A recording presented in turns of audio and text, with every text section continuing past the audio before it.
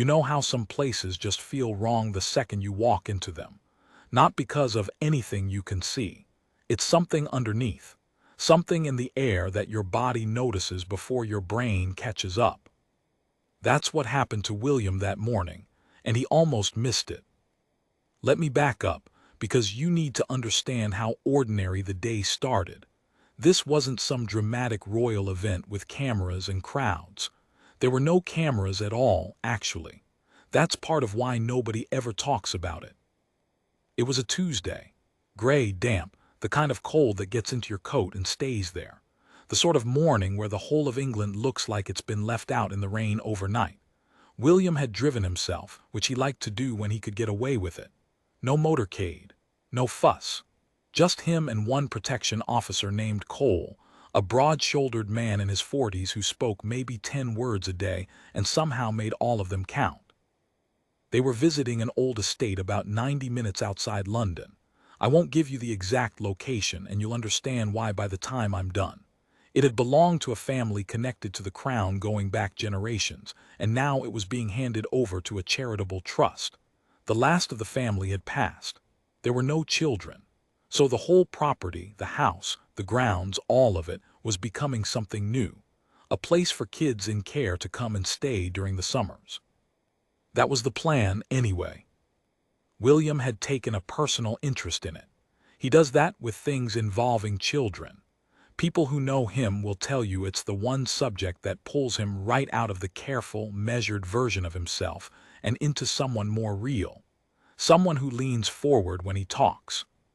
So there he was, standing in the gravel drive of this enormous old house, hands shoved in his pockets, looking up at windows that hadn't been cleaned in what looked like years. "Bit grim," Cole said. That was 2 of his 10 words used up. "It'll clean up," William said, but even he didn't sound sure. The house was one of those Victorian monsters. Too many rooms, too many chimneys. Ivy crawling up one whole side of it like the building was slowly being pulled back into the earth. There was a caretaker there to meet them, an elderly man named Mr. Ainsley who'd looked after the place for decades.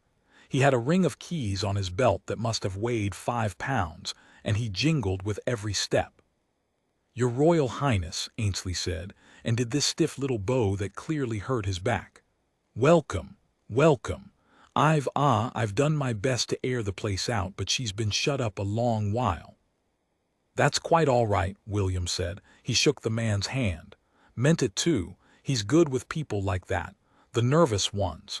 He knows how to make you feel like you're not being judged. They went inside.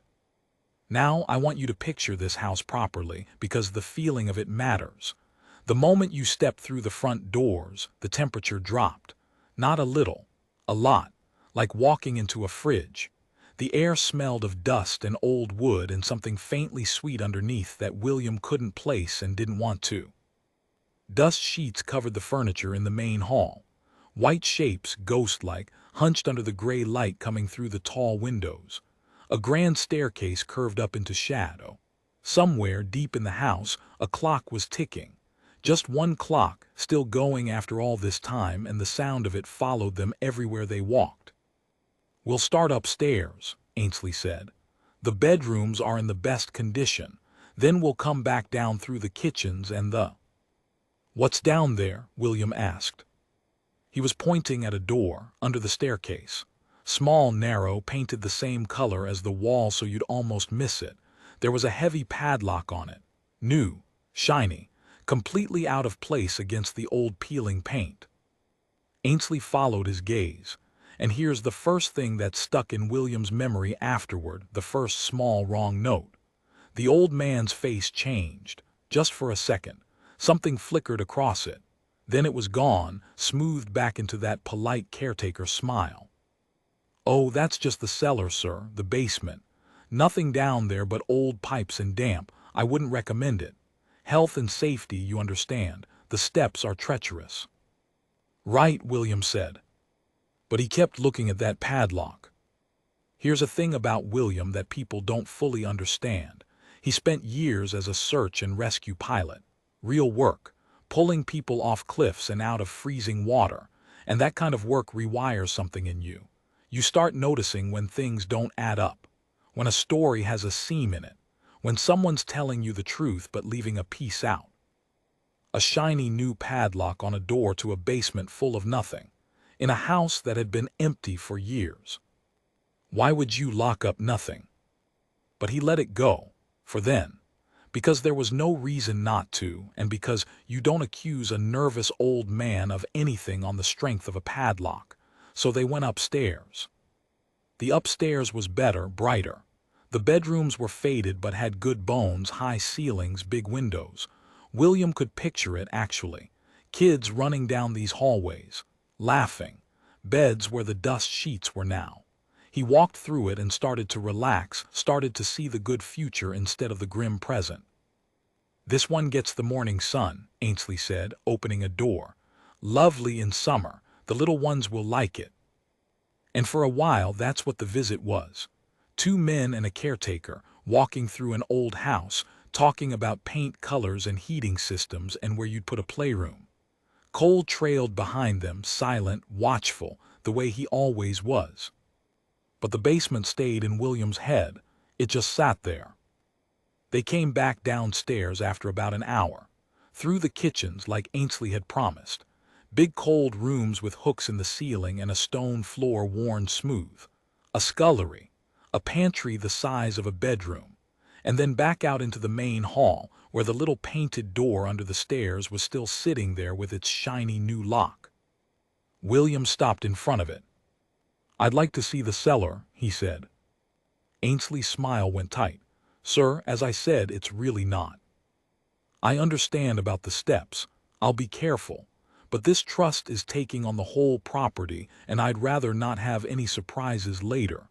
Foundations, damp, that sort of thing. It's better I see it now." It was a reasonable thing to say. Completely reasonable. And that's the thing, William wasn't suspicious in some dramatic way. He just wanted to see the room that someone had gone to the trouble of locking. Any of us would. Ainsley stood there, and William watched him do the calculation, watched him try to find another way out of it and fail to find one. "Of course," the old man said finally, very quiet, "of course. Let me just find the right key." He fumbled at that huge ring on his belt. Took much longer than it should have. His hands, William noticed, were shaking, just slightly, but shaking. The padlock came off. Ainsley pulled the little door open, and a smell came up out of the dark. Cold and wet, and that same faint sweetness from before, stronger now. A stale, closed-up smell that made William's stomach turn over without him quite knowing why. There was a light switch inside the doorway. Ainsley flicked it. A single bulb came on somewhere below, weak and yellow. Steep stone steps went down into the earth. "I'll go first," Ainsley said. "Mind yourself, sir." William glanced back at Cole, and Cole, who never showed anything, gave him a small look, just a tightening around the eyes. Cole didn't like it either. That made two of them. They went down. The steps were worse than Ainsley had let on. Narrow, uneven, slick with damp. William kept one hand on the cold stone wall as he went. The temperature dropped again with every step. By the time they reached the bottom, he could see his own breath. The basement was one big, low-ceilinged room, older than the rest of the house, clearly. The walls were rough stone, the floor packed dirt and broken flagstones. Pipes ran along the ceiling, thick old cast-iron things furred with rust. A boiler sat in one corner, long dead. There were shelves against one wall with jars on them, ancient preserves gone black inside the glass. Boxes, a broken chair. The ordinary junk of a house that's been alive a long time. Nothing, just like Ainsley said, old pipes and damp. William stood there and felt almost foolish. He'd built it up in his head. The padlock, the shaking hands, and here it was, just a cellar. Just a sad, cold, forgotten cellar. "You see, sir," Ainsley said, and there was relief coming into his voice now, relief and something like eagerness to leave. "Nothing to trouble you. We should get back up. The cold's not good for." But William wasn't listening. Because his eyes had adjusted, and in the far corner past the dead boiler, in a spot the single bulb barely reached, something had caught the light, something metal, fixed to one of the old pipes running low along the wall. He walked toward it, slow. He heard Ainsley say something behind him, some protest, but it went right past him like it was coming from another room. He crouched down, and his whole body went cold in a way that had nothing to do with the temperature. Handcuffs. Handcuffs locked around the old iron pipe. One cuff clamped shut on the metal, the other hanging open. And they weren't old. That was the thing. Everything down here was rusted, rotten, decades dead. But these cuffs were new. The steel was bright. They'd been put here recently. Someone had brought these down into this basement and fixed them to this pipe on purpose. And underneath them, on the dirt floor, half hidden in the shadow, there was a thin, dirty blanket, folded, a plastic water bottle beside it empty, and a child's shoe. A single small shoe. William stopped breathing. He didn't move for what felt like a very long time. His mind was going very fast and very slow at the same time, the way it does when something is deeply, badly wrong and part of you refuses to accept what you're looking at. Behind him, the basement had gone completely silent. Even the dripping seemed to stop. Then he heard Ainsley's voice, and it was different now. All the shaky politeness gone out of it. Flat, careful. "Sir, I really do think we should go back upstairs now." William stood up slowly. He turned around. Ainsley was standing at the bottom of the steps, between William and Cole, between William and the only way out. And the old man's hand had gone to his belt, not to the keys, to something else clipped there that William hadn't noticed before, that he'd taken for another tool. It wasn't a tool. "Don't," Cole said, one word. His voice had changed too. He'd already started moving, sliding sideways, putting himself at an angle. "Don't do that, just take your hand off it, nice and slow." Nobody moved. The single yellow bulb swung very slightly on its wire, and the shadows swung with it, and William stood in that freezing basement with a child's shoe near his foot, and understood that the day had just become something else entirely. "Whose shoe is this?" William said. His voice came out steadier than he felt. "Mr. Ainsley, whose shoe is this?" The old man didn't answer. But somewhere above them, faint, muffled, coming through the stone and the earth and the silence, there was a sound. A knock, small, weak. And then so quiet William almost thought he imagined it, a voice, a child's voice. Calling for help, that voice changed everything. I want you to understand what a moment like that does to a person, because there's a version of this where William freezes, where the shock of it, the sheer wrongness, locks him up. That happens to people, good people. Their minds simply refuse to move. But that's not what happened, and I think it's because of who William is underneath all the titles and the palace and the careful public face. He's a father. That's the thing that mattered most in that basement, not the prince, the father. The second that child's voice came through the ceiling, something in him went hard and clear and very, very calm.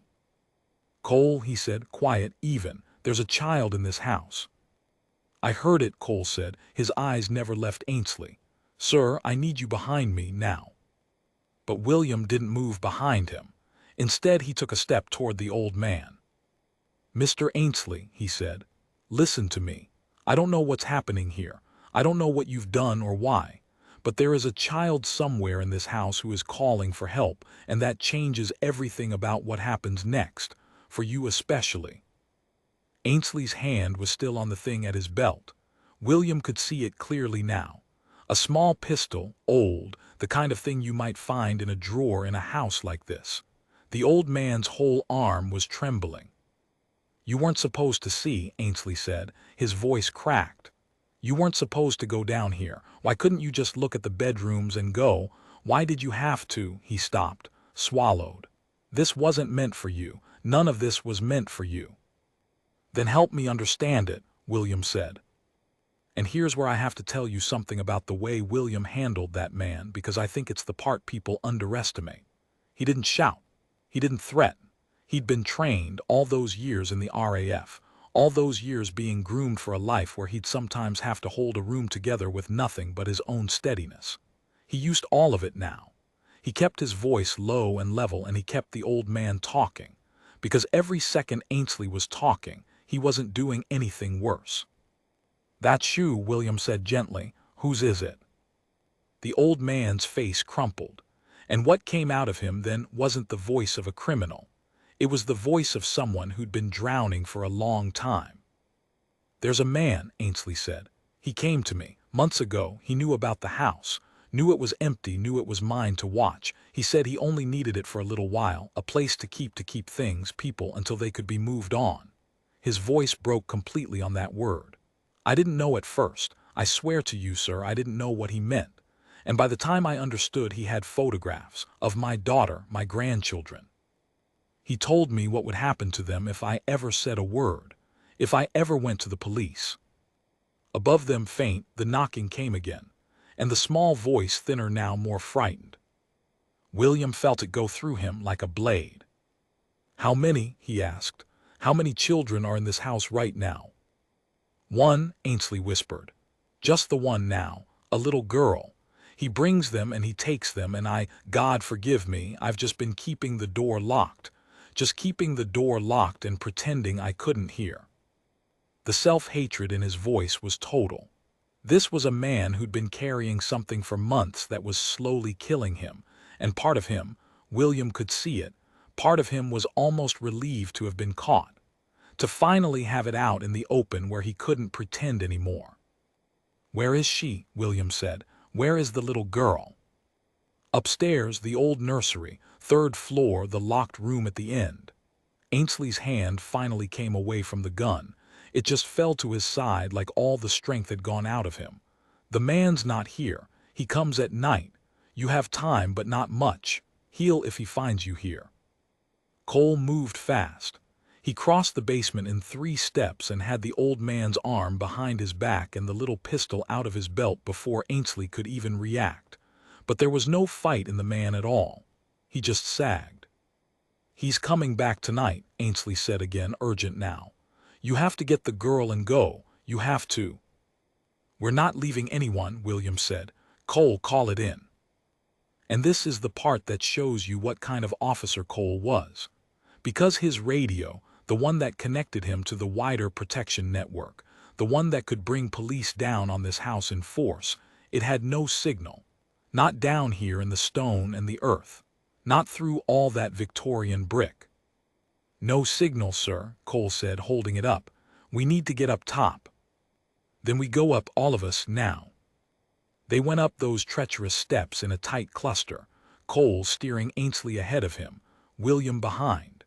And the moment they came up into the main hall, out of the stone throat of the basement, William did the thing that the title of this whole story turns on. He turned around and he shut that basement door. Hard. And he took the padlock off the ground where Ainsley had dropped it, and he snapped it shut on the latch, and he stood there for a second with his hand flat against the wood. Not to keep anyone in. To keep anyone from ever having to go back down there. To seal it. Because some part of him already understood that what was in that basement was a wound in the world, and the first thing you do with a wound like that is close it and get everyone away from it. "Right," he said, turning. "The nursery, 3rd floor." Cole tried to stop him. It's his job to stop him. "Sir, with respect, you do not go up there. You wait outside in the car with the doors locked and you let me." "There is a frightened child up there, Cole." William was already moving toward the stairs. "And I am not going to stand in a driveway while you go alone. So you can either come with me or you can carry Mr. Ainsley outside and get that radio working. But I am going up those stairs." Cole looked at him for 1 second. And then he did the thing that good men do when they realize they can't win an argument with someone who's decided to do the right thing regardless of the cost. He nodded. He got on his radio, moving toward the front door, half dragging Ainsley with him, calling for backup the instant he had a bar of signal. And William went up the stairs alone. Let me tell you what that climb was like. The house that had felt merely grim before now felt like something out of a nightmare. Every dust sheet was a shape that might move. Every closed door was a question. The one clock, still ticking somewhere, sounded now like a countdown. His own footsteps on the old wood seemed impossibly loud. First floor, second floor. The staircase got narrower, meaner, the higher he went, the way these old houses always kept their best rooms low and their servants and children high up under the roof. The third floor was a long, dim corridor with doors on both sides. Cold. Cold like the basement had been cold. He went down it fast, checking doors. Empty room, a bathroom with a cracked mirror, and at the very end, just like Ainsley said, a door with a bolt across it. A new bolt screwed into old wood exactly like the padlock downstairs. New locks on an old house. Everywhere the man had touched, he'd left new locks. William put his hand on the bolt, and he made himself take one breath, because he understood that whatever was on the other side of this door was a child who'd been through something no child should ever go through, and the way he opened this door mattered. If he came through it like a rescue, like a storm, he might frighten her worse than she already was. So he slid the bolt back slowly, and he opened the door slowly, and he crouched down low so he'd be small so he wouldn't loom. The room was almost bare. An old iron bed frame. A window with the glass painted over so no light and no sight of the outside world could get in. And in the corner, wedged as far from the door as she could get, knees pulled up to her chest, was a little girl. She couldn't have been more than 7. She had dark hair, matted, and a face that had gone past crying into something worse, that flat, stunned stillness that children get when they've learned that crying doesn't bring anyone. She was wearing one shoe. The other one, William knew, was down in the basement, and he would never fully understand why it was down there, and he never wanted to. When the door opened, she flinched so hard, she pressed herself into the wall. William didn't move toward her.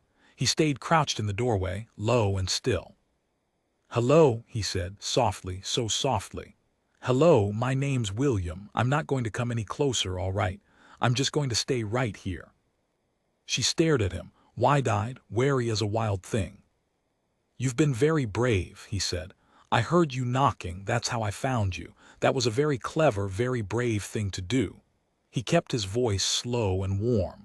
"Nobody's going to hurt you now, I promise you that. Do you understand? Nobody is ever going to hurt you again." Her lip trembled. "Are you a policeman?" she whispered. It was the first thing she'd said. Her voice was hoarse. And William, who had spent his whole life being a prince, who had a title longer than most people's whole names, gave the only answer that mattered in that room. "I'm a dad," he said.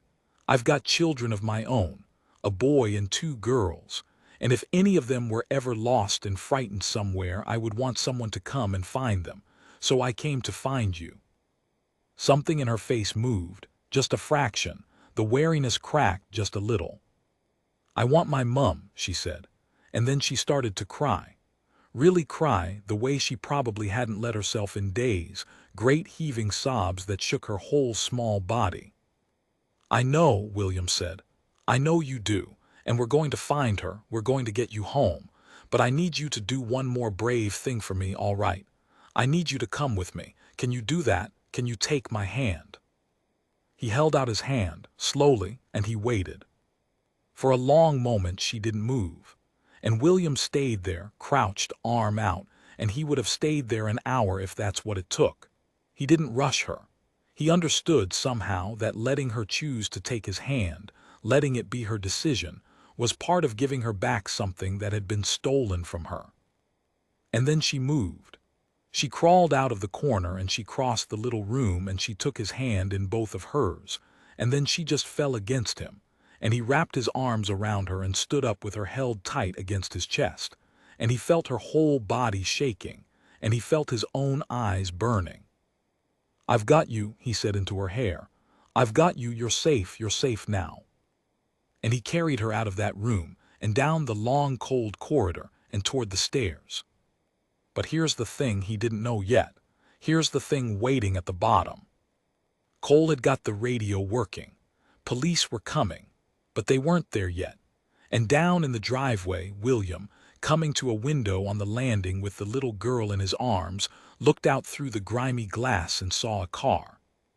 A car that hadn't been there before, pulling up the gravel drive, slow.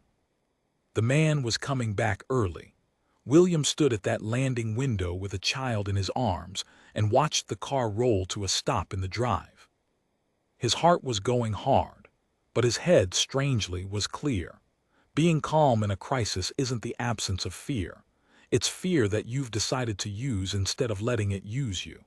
And in that moment, William had one job, one single job that pushed everything else out, and that job was the little girl breathing fast against his neck. He stepped back from the window, out of sight. He didn't want the man to look up and see a face. "It's all right," he whispered to her, even though nothing was all right yet. "We're just going to be very quiet for a minute. Can you do that, quiet as a mouse?" She nodded against him. She'd stopped crying. Somehow, being held, being carried had done something. Children are like that. They read your body. And William's body was telling her, whatever it felt inside, that everything was under control. Down in the drive, a car door opened. William moved to the top of the stairs and looked down into the hall. And he could see, through the tall windows by the front door, the shape of a man crossing the gravel. Big, unhurried. A man who thought this house was his and everything in it belonged to him. And he could see something else. Cole. Cole had heard the car too. Cole had let go of Ainsley and moved to the side of the front door, back flat against the wall, out of sight of anyone coming in. The old pistol he'd taken off Ainsley was in his hand, held low. Ainsley was standing in the middle of the hall, frozen, gray-faced. The front door handle turned. And William did something then that I've thought about a lot since. He could have stayed hidden. That would have been the safe thing, the sensible thing, the thing Cole would have screamed at him to do. Stay upstairs, stay out of it, let the professional handle it. Instead, he took the little girl into the nearest bedroom off the landing, and he set her down gently behind the door, and he crouched to her level one more time. "I need you to wait here," he said. "Right here, you count for me, all right. Count to 100 nice and slow in your head, and I'll come back for you, I promise. I always keep my promises." "Don't go," she whispered, grabbing his sleeve. "I'll be so close," he said. "So close. And there are policemen coming, lots of them, and they're going to take you home to your mum. But I need you safe in here first. Can you be brave one more time?" She let go of his sleeve. She nodded. He went back to the landing, because he wasn't going to let Cole stand alone against that man with nothing but a child in the house and the two of them to protect her. That's not who he is. Even when the smart thing and the right thing point in different directions, William has a way of walking toward the right thing. The front door opened. The man stepped inside, and William, from the shadows of the landing, got his first proper look at him. Ordinary. That was the horror of it. Not a monster. Just an ordinary man in a dark coat, the kind you'd pass on the street and never think twice about. He had a bag in one hand. "Ainsley," the man said, casual, bored almost. "You're standing about like a spare part. What's the matter with you?" Ainsley's mouth opened. Nothing came out. And in that half-second of silence, the man's instincts, the instincts of a person who lived in a world of threats and always had, told him something was wrong. His head started to turn. His hand started to move toward his own coat. "Don't," Cole said, stepping off the wall, gun up, voice like iron. "Police. Stay exactly where you are. Hands where I can see them. Do it now." What happened next happened in about 4 seconds, but I'll stretch it out because every piece matters. The man didn't freeze. Men like that don't. He threw the bag straight at Cole and lunged for the still-open door in the same motion, fast, so fast. Cole flinched from the bag, and in that flinch the man was through the door and out into the gray daylight, running for the car. And here's where the whole thing could have gone wrong. Cole had to choose.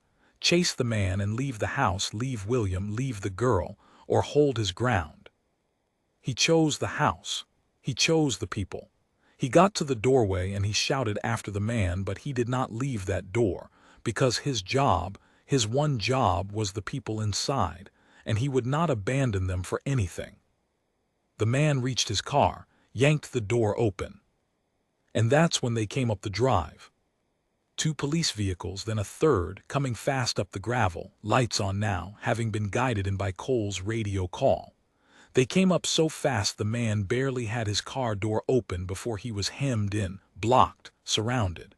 He looked around once wildly, this cornered, ordinary-looking man in his dark coat, and then his shoulders dropped, and it was over. They took him down on the gravel. William watched it from the landing window, arms braced on the sill, and he let out a breath he felt like he'd been holding for a year. Then he turned and went to get the little girl. She'd counted.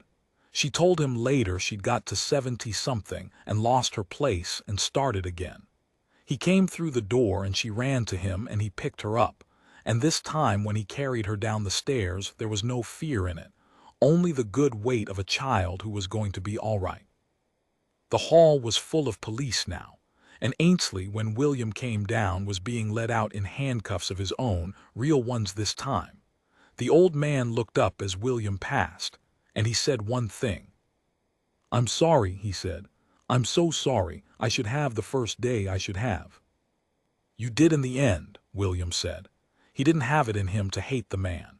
Ainsley had done a terrible thing out of terror and weakness, and he would answer for it, but William had seen the self-loathing in that basement, and he knew it would punish the man more than any court could. "You told me the truth when it counted. That little girl is alive because in the end, you told me the truth."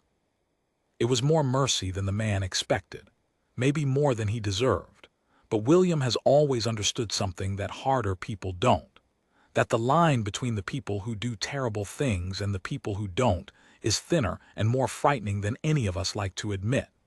And that sometimes the most useful thing you can do with a broken person is show them the door they should have walked through, so they can carry it with them. They took Ainsley away.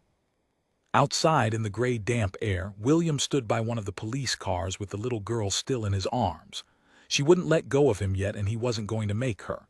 A female officer, gentle-voiced, was crouched nearby, and slowly they were coaxing out of the girl the pieces of who she was. Her name. Her mum's name. Where she'd last been before the dark. She'd been missing, it turned out, for 11 days. 11 days that the whole country had been searching for her, her face on the news, and none of them had known she was behind a painted-over window on the 3rd floor of an empty house. And her mother was on her way. They'd made the call. Her mother was coming. William stayed until she came. He could have handed the girl over and gone. It would have been reasonable. He'd done more than anyone could ask. But he'd made a promise that she'd get home to her mum, and he wasn't going to hand her to strangers and disappear. So he stood in that cold driveway holding a child he'd never met until that day, and he waited. When the mother's car came screaming up the drive, when she flung the door open before it had even stopped and came running across the gravel with a sound coming out of her that I don't have words for, William crouched and set the little girl down. And the little girl ran, and the two of them collided in the middle of the drive and went down onto their knees together, wrapped around each other, and the whole world seemed to go quiet around them. William stepped back, gave them their space. This wasn't his moment, it was theirs.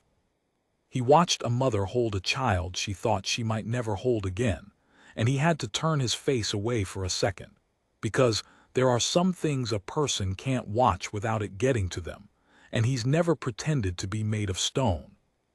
Cole came and stood beside him. Neither of them said anything for a while. "You shouldn't have come up those stairs, sir," Cole said finally. "Quiet. You know that. If it had gone another way." "I know," William said. "You'd do it again, though." "Every single time," William said. Cole almost smiled, which for Cole was practically a speech. The mother stood up eventually, the little girl on her hip, and she looked around for the man she'd been told had found her daughter. And when she saw William and understood who he was and understood what he'd done, she couldn't speak. She just looked at him with her whole heart in her face, this ordinary woman on the worst best day of her life, and she mouthed the words thank you because her voice wouldn't work. William gave her a small nod, and he touched 2 fingers to his chest over his heart. That was all. It was enough. They kept it quiet afterward. You'll notice you never heard about this on the news. That was deliberate, and it was William's own wish, because the story wasn't about him. Making it about him, putting his face on it, would have turned a little girl's worst days into a headline, a thing to be gawked at, and he wouldn't allow that. Her privacy mattered more than his credit. So the official story stayed vague. A tip-off, a police operation, a child recovered. No prince in it at all. But I know it happened, and now you do too. The man was one of several. What they found, following the threads out from that house, closed down something that had been operating in the shadows for years and gave a lot of families answers they'd been begging for. All of it started with one man who noticed a shiny new padlock on a door that should have had nothing behind it. That's the thing I keep coming back to. He almost didn't ask. He nearly let it go. One more polite nod, one more right then, shall we head off, and he'd have walked out of that house and driven back to London and never known. A little girl would have spent that night in the dark, and the night after, and maybe there wouldn't have been many more nights after that. But something in him wouldn't let it go. That small wrong note, that padlock that didn't fit. I think about how many times in a life a person feels that little tug, that sense that something isn't right, that a story has a seam in it, and how easy it is, how comfortable to ignore it, to not make a fuss, to assume it's nothing and walk away. William didn't walk away. He went down into the cold and the dark, into a basement he'd been told held nothing but old pipes, and he looked. And because he looked, a mother has her daughter back. So here's the thing I'll leave you with. The next time you feel that quiet tug, that small voice that says something here is wrong, don't talk yourself out of it. Don't be too polite to ask. Open the door. Go down the stairs. Look in the corner where the light doesn't quite reach. Because sometimes the whole world turns on one person, deciding not to look away. And most of the heroes in this life never end up on the news.